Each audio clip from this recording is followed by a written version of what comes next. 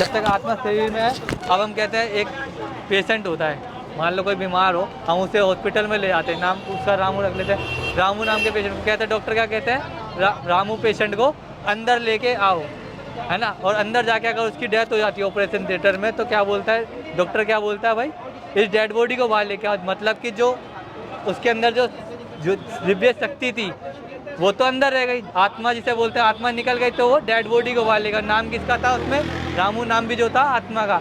घर वाले भी क्या करते हैं उसके बाद, कहते हैं ले जाओ इसे, घर में भी नहीं रखते ना ज़्यादा देर, 1-2 घंटे के बाद वो भी उन्हें ले जाते हैं, उन्हें घर से निकाल के। तो यानी कि वैल्यू किसकी है, आत्मा। हमने कई बार देखा है कि हम जब तक जिंदा होता है तो आदमी पानी के अंदर डूब जाता है, जब उसमें से आत्मा निकल जाती है तो वो ऊपर आ जाता है। यानी कि वजन भी किस में रहा, आत्मा के अंदर था। तो हम सब क्या है, एक आत्मा है। लेकिन हम जब से देहभान में आए, शरीर में आए, तब से हम और नीचे हमारी स्थिति गिरती आई है। जब से हम दुख हमारे अंदर आ गए जीवन में, तो हम दोबारा उस स्थिति को कैसे बनाएंगे अपनी। अब देखा, अब आत्मा को किसी ने देखा, आत्मा को किसी ने नहीं देखा। इसी प्रकार से आत्मा जो है निराकार ज्योति बिंदु होने के कारण उसे किसी ने नहीं देखा। अब हम बोलते हैं कि जैसे हमारे शरीर है, हमारे पिता कौन है, इस शरीरधारी होगा, 2 हाथ पैर नाक है, मुंह है उनका। तो इस आत्मा का भी एक पिता है जो निराकार ज्योति बिंदु, जिसे हम परम पिता परमात्मा कहते हैं। जैसी आत्मा है ऐसा ही हमारा पिता परमात्मा है, निराकार ज्योति। जैसे आत्मा को किसी ने नहीं देखा, तो ऐसे ही परमात्मा को भी किसी ने नहीं देखा। अब उसे देखने के लिए हमें क्या करना है, दिव्य दृष्टि की चाबी मिलती है। जो स्वयं परमात्मा जब इस धरती पे आते हैं तो हमें दिव्य दृष्टि की चाबी देते हैं। हमने गीता में भी देखा, धृतराज को श्री कृष्ण ने दिव्य दृष्टि की चाबी दी थी, जिसके कारण वो महाभारत का युद्ध देख रहे थे। एक अंधे थे ना वो धृतराज जो थे, लेकिन उन्होंने पूरा युद्ध देखा, लेकिन उन्हें दिव्य दृष्टि की चाबी देखी थी, इन आंखों से नहीं देखा। तो दिव्य दृष्टि की चाबी कौन देता है हमें, परमपिता परमात्मा। वो ज्ञान का तीसरा नेत्र जिसे कहते हैं।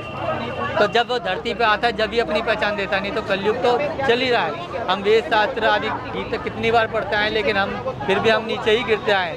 जब तक परमात्मा स्वयं आके अपना परिचय नहीं देगा, जब तक हम उसको पहचान नहीं सकते, उसको जान नहीं सकते। हम तीर्थ यात्रा कितनी भी कर ले, लेकिन हम वहाँ तक उसे पहचान नहीं सकते, जान नहीं सकते। तो इस चित्र में दिखाया हुआ है अमरनाथ का मंदिर, दिखा क्या लिखा, सर्व आत्माओं के पिता परमपिता कौन है, परमपिता परमात्मा शिव, जिनका नाम है शिव।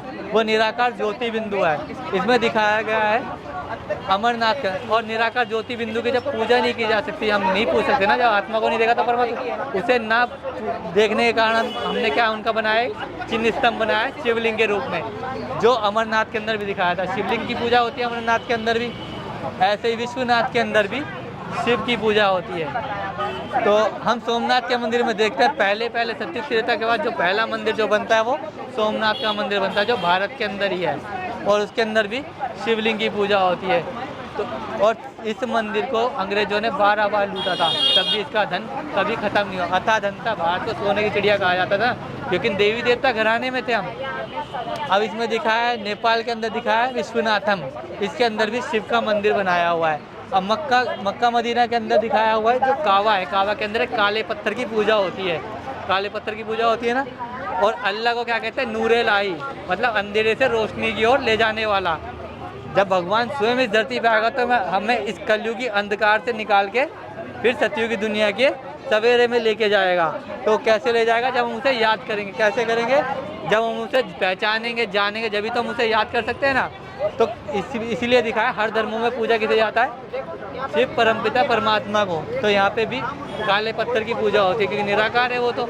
अब यहाँ दिखा जापान के अंदर ध्यान स्थिति के अंदर लाल पत्थर रखा हुआ है, ध्यान लगाते हैं। तो हम आत्मा जब परमात्मा के साथ ध्यान लगाती है तभी हम उनके गुण धारण करते हैं। जो आत्मा की शक्ति है, जो परमात्मा की शक्ति है, वो हमारे अंदर कब आती है, उनसे ध्यान लगाने के बाद।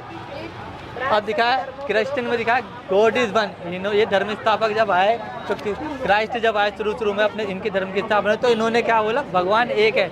लेकिन लोग इन्हें ही पूजने लग गए, इन्हीं को भगवान का बच्चा समझ के इन्हीं की पूजा करने लग गए। इन्होंने तो रास्ता दिखाया था वहाँ तक पहुँचने का, कि भगवान वहाँ रहता है, ऊपर की तरफ उंगली गई ना, गॉड इज वन।